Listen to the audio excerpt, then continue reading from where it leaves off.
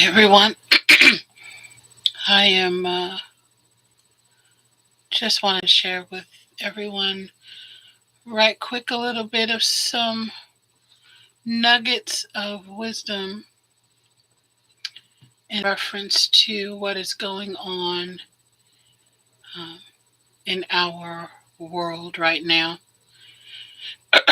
So give me just one moment. To figure out how to silence things.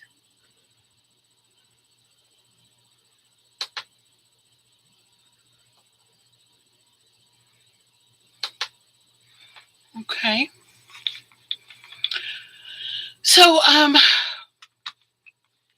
I wanted to just talk to everyone for a couple of minutes um, in reference to everything that's going on socially and politically in our country.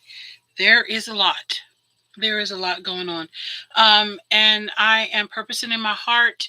I like to be organized and have everything together, but sometimes we just need to get out there and share what is on our heart to share. So that is what I'm trying to do today.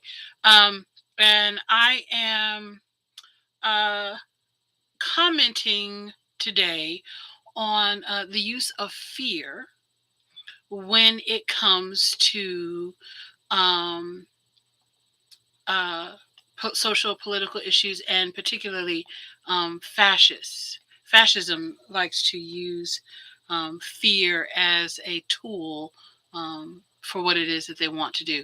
And I want to comment on that. I'm just sharing this video right quick on a couple of places for people to see. But the thing about uh, that I hear a lot of commenters talking about fear. I hear a lot of people um, talking about how not to be afraid and how to respond or not respond to the fear. And quite frankly, I believe they're doing a really good job of uh, countering the fear tactics. So I don't want to kind of repeat the obvious. We don't need to submit to fear. But what I want to do is I want to talk about this from a Christian aspect, a biblical aspect, as we address the roots of Christian nationalism and how it got to be this big of a problem. What you'll find as far as for me is that I will be very much concerned about what the church is or is not saying, what the church is or is not doing, and why. Why is it that it is okay for so many Christians to remain silent on so many things that are anti-Christ? That's a big deal for me.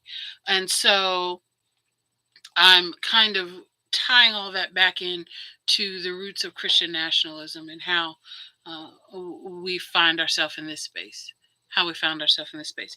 But there is a scripture, there's actually two.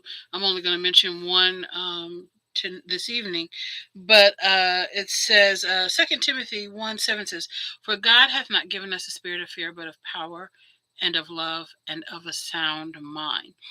Um, so often, for those people who are watching this and they're not Christians, so often Christians like to use that scripture and they personalize it. They talk about how, well, God hasn't given me a spirit of fear, and I will not be afraid. But I want to talk about how the use of fear in and of itself is not of God. Okay. The use of fear to move, motivate people is not of God. God does not use fear. And the thing that has concerned me is I've been um, witnessing all the things that are happening in our country right now, um, I am in awe, not at the fact that they're happening, but in how silent the church has been about it. Um, and I'm like, wow, y'all are really quiet. Why is that? Why is that? Why is the church so quiet about things that are in the scriptures that are so obvious about whether or not it's Christ? So obvious as to whether or not it's something we should be entertaining or not entertaining. Um, and what I have come to see is that a large reason why the church has not rallied around confronting the use of fear tactics is because it's used it itself. Far too often, the church has used fear as a manipulation tool, as a controlling tool, to get people to come to the faith. And because we have entertained the use of it in one area, there has been a desensitizing to how demonic the use of fear is and how it removes God from even being in the equation, and how we are inviting the enemy in just by the use of fear. Um, and it is time for Christians, for believers, to reject the use of fear. So now each of us, each of you need to backtrack, particularly if you're Christians. Non-Christians, you can if you want to, but particularly for Christians, you need to backtrack as to how, even though we like to say God has not given me a spirit of fear, how has the spirit of fear been entertained and used in your life in reference to other people, um, or permitted in your life in reference to other people? The One of the reasons, and I'm sure there are several people. Well, I don't even think I know there are several people who have discussed this um, quite a bit. Uh, the number of people who are actually coming to church is just going way, way, way, way, way down. Um, but the church is not addressing why this is. They're not looking at what it is that they do that feeds into that fosters people to want to excuse me, exit stage right. No one wants to talk about that, and that is a big reason as to why we're seeing um, the church entertain a different form of domination, because what they were trying to do before was not working. So now we're just going to silently let people take over um, governments and society and obstruct democracy for what? So that we can maintain a level of control that we were losing because our message was not really that was not really Christ's message. There's no self-examination. And what I want to do is encourage us to have a self-examination.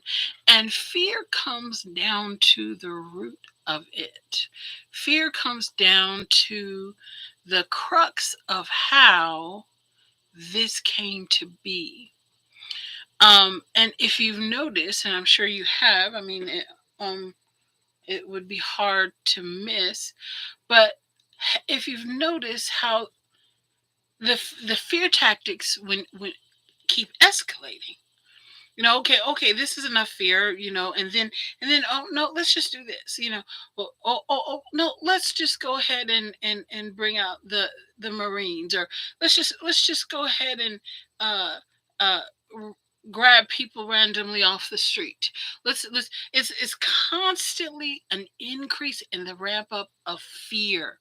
Now, I'm particularly talking to Christians who call themselves disciples of Jesus Christ.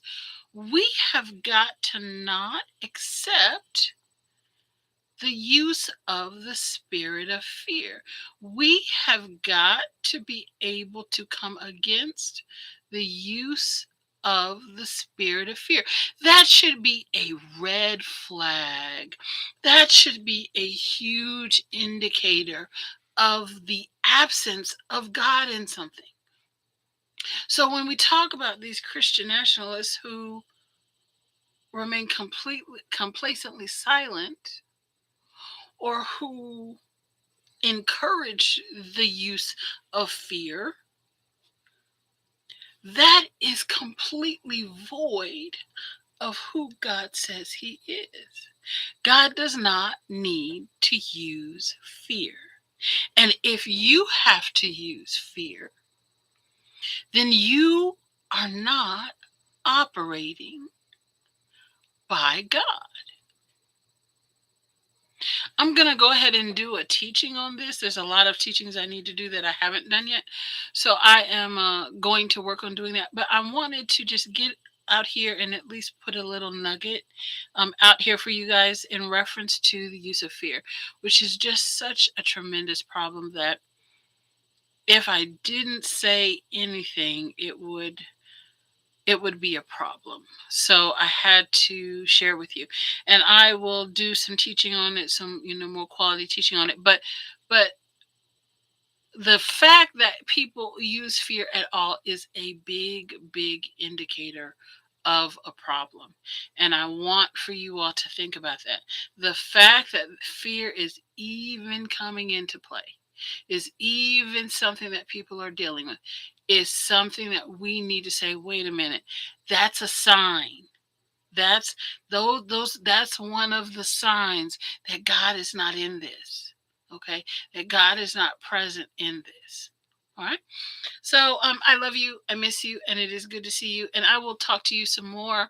I'm working on lots of things, and I will update you all on them.